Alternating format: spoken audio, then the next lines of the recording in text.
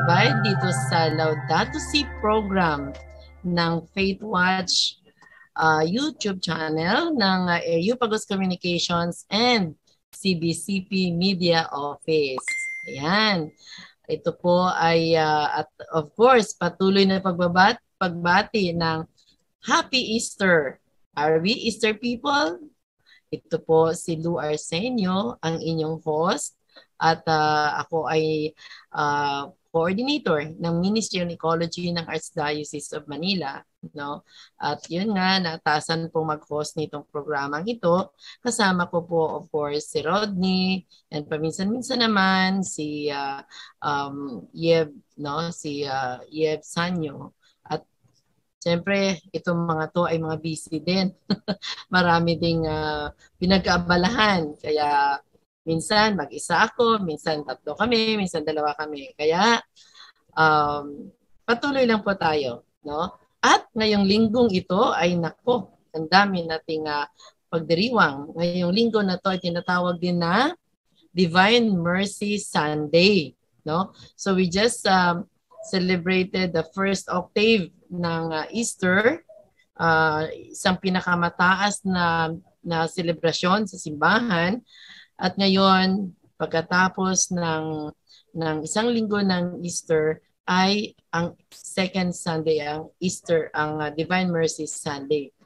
No? At dito sa Divine Mercy Sunday, pag nilayan natin yung linggong ito, I'm sure nakapagsimba na ang karamihan. No? Ang ating pagnilayan ay magandang isipin muli natin yung responsorial psalm. His mercy endures forever. No? Ano naman kayong ugnayan nito sa ating programang Laudato Si? Okay? Kung natandaan natin itong buong Lenten season, nagkaroon tayo ng patuloy na lingguhan na pagninilay paano ba natin dapat marating ang ecological conversion. Nako, nung tinalakay ko itong ecological conversion sa nung last week, sa isang press or media event, hindi pala naintindihan what is ecological conversion. So, para sana makarating din sa kanila itong pagpapaliwanag na to, ang ecological conversion, una ay isang panawagan ni St. John Paul II. Almost 40 years na ang dumaan. Bakit tinatawag ng ecological conversion? Hindi ba pwedeng spiritual conversion na lang? Okay? Ang ecological conversion ay panawagan, pag-imbita sa atin that we go back to our harmonious relationship with the rest of creation, with the whole creation. Bakit? Meron ba talaga tayong ugnayan? Meron ba talaga tayong relationship with other members of creation? Of course, no? Meron. Kasi kung when we call it spiritual conversion, we are called to go back to God, to go back to a relationship with God. And this relationship with God, hindi lang basta spiritual. It is also ecological. Because God the Creator, again, during our Easter Sunday, no? Nung Easter Sunday, nagkaroon tayo ng renewal of our baptismal vows. No? So, wherein we profess to believe in God. And that's why, hindi lang tayo basta magsalita ng I believe in God, but it has to be seen in our life. Kaya nga dito sa Faith Watch, ang daming programa dito na malaking tulong sa atin para maging buo ang ating pagkatao at ang ating pagka-Kristiyano, no? Andiyan yung family and life, no? Andiyan yung tungkol sa family, tungkol sa ating specific pananampalataya, no? Sa Biblia, sa sacraments, no? Andiyan pa yung programa tungkol sa ating mga kapatid na LGBTQ, etc. etc. Ang dami. Kung titingnan natin yung programa ng Faith Watch, kompletong-kompleto. Kaya yung panawagan for ecological conversion is addressed to everybody also. Hindi lang sa isang sector, no? So, kaya nga ngayong Easter, nitong Easter season, we're hoping na we celebrate Easter because we are Easter people. as Easter people, we are ecologically converted and spiritually converted, meaning we have restored our relationship with God and with the rest of creation. That's why during the Easter Sunday, ang ating pagninilay natin ay doon sa pagpuri sa Diyos, no? Na tagapaglikha, na nag-restore ng ating relationship with the whole creation through his death and resurrection. Kaya ngayong episode na to, no, gusto kong talakayin, gusto kong basahin, no, at pag-usapan itong number 1, no, first paragraph of Laudato Si na encyclical. Kasi nitong Biyernes lang, April 22, celebrate natin ang Earth Day, no? At ang Earth Day naman ay nag-invite sa atin to invest for our planet. So ano ba yung investment? So yung Easter and then Divine Mercy Sunday telling us that God's love really endures forever. Whatever we did, whatever we have done to creation, to our lives, God's love is there, no? Yung kanyang awa ay nandyan handa, no? At hindi nawawala. Pero syempre, gusto ko rin tingnan natin, no? Yung pinakaunang paragraph ng Laudato Si, at tingnan natin yung message nito na ito ay swak din, no? Sa ating mga celebrations na natukoy, no? So, paragraph number 1. So, ito, memorize niyo, ha? Paragraph number 1 ng Laudato Si. Laudato Si mi Signore. Praise be to you, my Lord. In the words of this beautiful canticle, Saint Francis of Assisi reminds us that our common home is like a sister with whom we share our life, and a beautiful mother who opens her arms to embrace us. Praise be to you, my Lord, through our sister Mother Earth, who sustains and governs us, and who produces various fruits and with colored flowers and herbs. No? So itong paragraph na to, ito yung spirit dapat na meron tayo during Easter, that yes, we praise God, we thank God for rising from the dead, because with that, He also brought us the perfection of salvation. No? Now, but this salvation is not just spiritual. No? Kaya nga, magandang tingnan natin na we need, for us to be a complete person, a complete Christian, a complete Catholic, no? We need also to see how are we related with the rest of creation. So, praise be to you, my Lord. Laudato si mi Signore. Praise be to you, my Lord. Yun ay pagbati. Yun ang papuri na in-express, no, ni Saint Francis of Assisi sa Diyos dahil sa kanyang karanasan. So, importante dito yung karanasan mo. And yung karanasan ni Saint Francis sa Diyos na nakikita at naramdaman ni Saint Francis sa kalikasan, yun ang nagdala sa kanya, no? Naramdaman niya ang kagandahang loob ng Diyos. That's why he recognizes, he relate with all creation like a sister. Bakit? Ang kapatid kung saan ni-share her life and her life to one another. So kumbaga, ano yung buhay ng kalikasan na we share? Saan ba tayo kumukuha ng ating pagkain? Ano bang hangin ng ating nilalanghap? Saan ang galing ito? No? So, kapatid, no?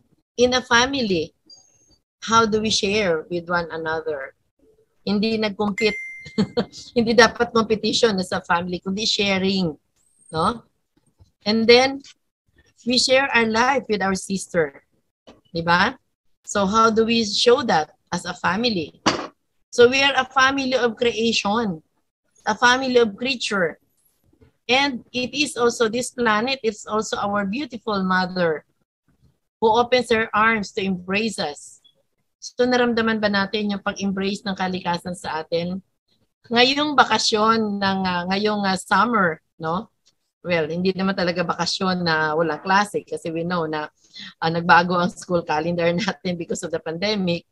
Pero normally, ito yung panahon na to ay talagang bakasyon ito at you will see people going to the beaches, no, going camping, etc. Bakit natin ginagawa yon? Why we go to nature during this hot season? Naramdaman ba natin that creation is our mother embracing us, giving us embrace us with the cool breeze that we experience in the sea, in the midst of, bountiful trees, plants. Naramdaman ba natin yon? No? So do we experience that? That's why St. Francis said, "Praise be to you, my Lord, through our sister Mother Earth, who sustains and governs us." Who sustain. No, that's why we need to take care. That's why we have Earth Day celebration. Because this Earth Day celebration is reminding us that we only have one planet. No? And Laudato Si is really strongly in reminding us that everything that we have is God's creation. And because this is God's creation, this Earth is the only planet in the solar system, in the whole universe where life is sustained. And we are governed by nature. Paano ba yon? Can we dictate kung kailan magtag-araw at magtag-ulan? Hindi. It is nature. It is part of God's, the system in nature that God has placed. That's why we are governed. Pag tag-ulan, magandang magtanim bago magtag-ulan, magtanim na ng palay, no? At tag-init, ito naman ang pwedeng itanim. So even that is governed by nature. We cannot dictate. That's why we need to know. We need to ask the scientists. We need to ask our experts. No, kung bibili tayo ng seeds ng gulay o ano man yan, alamin natin kailan ba makikita ninyo, may mababasa kayo, kailan siya magandang itanim. Paano itanim? Because nature has its way of growing, has its way of nurturing what we have. No? And then our season, kasama doon yung, of course, pag tag-ulan, may panahon na malakas ang hangin, at kung wala na yung protection, edi magkukos na siya ng matitinding impact, no? Tulad ng mga landslide, no? So, alam natin kung kailan din malakas ang hangin. Amihan at saka, ano pa itong isa? Kailan yung amihan, no? Kailan yung, ano ba yung isa pang tinatawag, no? So, these are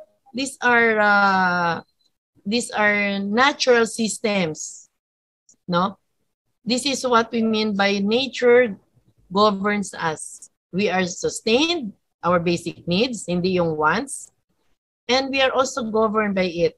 Even yung ating bakit ba sa Pilipinas yung school year natin usually na-start ng June?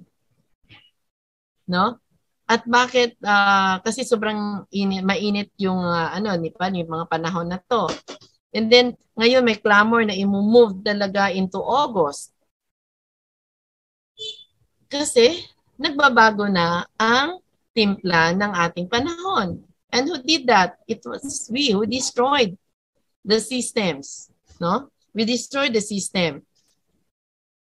And Mother Earth produces various fruit with colored flowers and herbs. That's why we always see the beauty. Ang ganda-ganda kung makita natin na yung natural garden, andyan yung mga sumusulpot na bulaklak, no?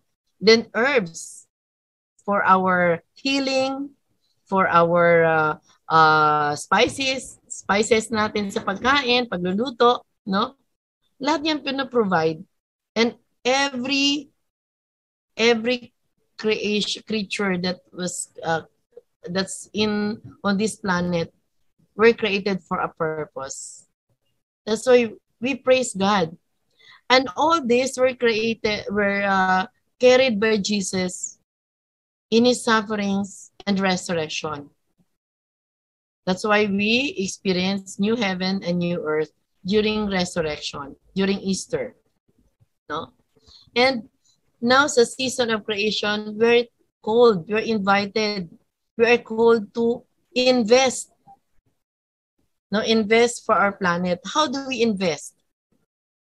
If we truly love God, the Creator, and if we are conscious, no? Kasi alam naman natin, no? During the Holy Week, may mga kababayan tayo na nasalanta. At kung titingnan natin, bakit matindi ang epekto sa Leyte, sa ibang parte ng Mindanao, nitong Typhoon Agaton? Bakit? This Mother Earth, we destroyed because of our consumerism, because of our wasteful lifestyle. So Laudato Si Goals is calling us to respond to Mother Earth, to the cry of the earth and the cry of the poor. Because this mother that we call, this earth that we call mother, we actually destroyed. No? We leveled the mountains, kinalbo natin ang kagubatan, napulyot ang katubigan, pati ang ating mga sakahan, na kinonvert na into housing, into other industrial purposes. So nagkaroon ng shortage ng pagkain, nagkaroon ng pagkawala ng kabuhayan. And at the end of the day, ang magsasuffer sa calamity that's impacted by this destruction of our planet is sino ba? Lahat impacted, pero yung talagang helplessly impacted na they cannot easily bounce back, no, after this destruction are the poorest. Wala sila masyadong option. The vulnerable sector, no? So, that's why we are called to ecological conversion, because it is greed and our insatiable desire for development and progress, which are aggressively impacting the least fortunate, no, and our natural resources, has caused all these sufferings that we have. And politics is also using. No? Recently, even our poor indigenous people has been deprived of their ancestral domain. Narinig natin kung anong nangyari sa Bukidnon. No? Yung kanilang lupaing ninuno ay niland-grab ng politiko. At ginamit ng politiko yung kanyang power, and kung saan dapat na nilang i-assume, no, at least yung vacant area man lang after a dialogue, binaril sila. Buti na lang wala namang napuruhan, but then still that is a clear sign that this insatiable desire for wealth, for power, and abuse of power, no, ginamit yung political power, is really impacting the poorest, kasama indigenous people natin, and impacting our natural resources, the balance of our ecosystems.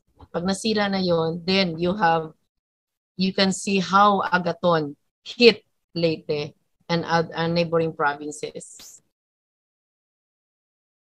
Until when are we going to continue with our greed? Until when are we going to stop? No? Until when are we going to continue with this kind of lifestyle, wasteful lifestyle?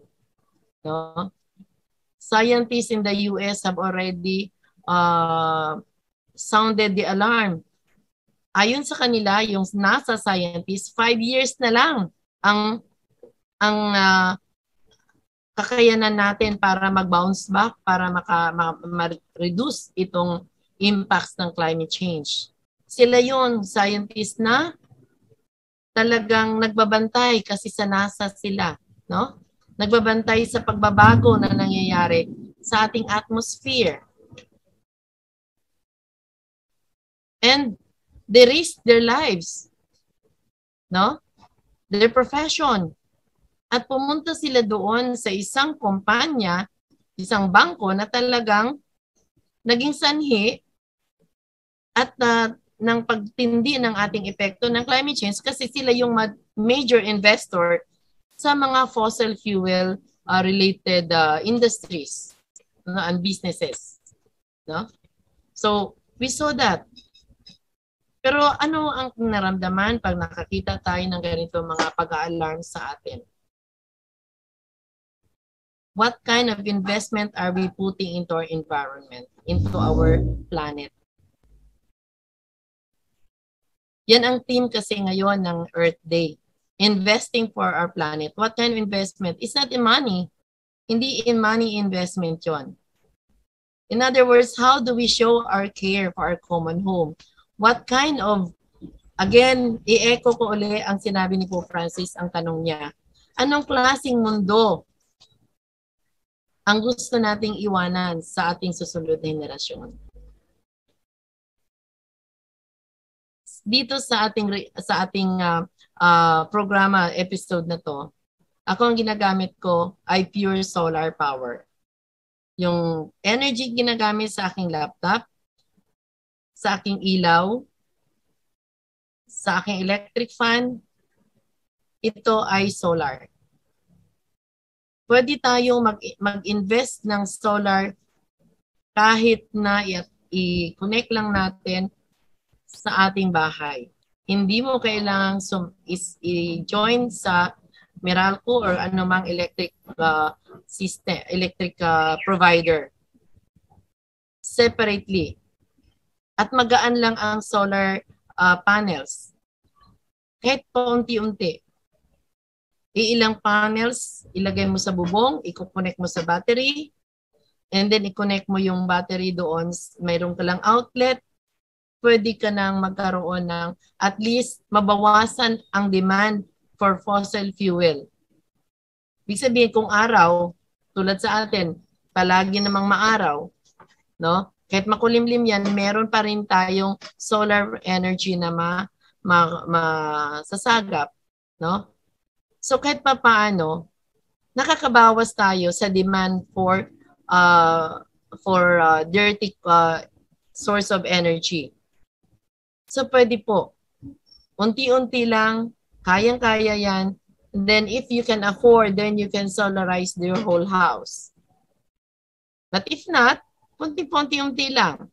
You can have one panel of 100 watts, or 200 watts, or 300 watts. In our case, we have 300 watts na dalawang battery.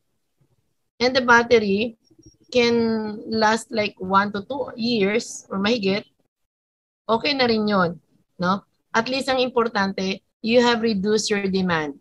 You have reduced your use of energy coming from the dirty source. Kasi sa Pilipinas, 60% ng ating 60% ng ating energy ay nanggaling sa fossil fuel, sa coal-powered plants.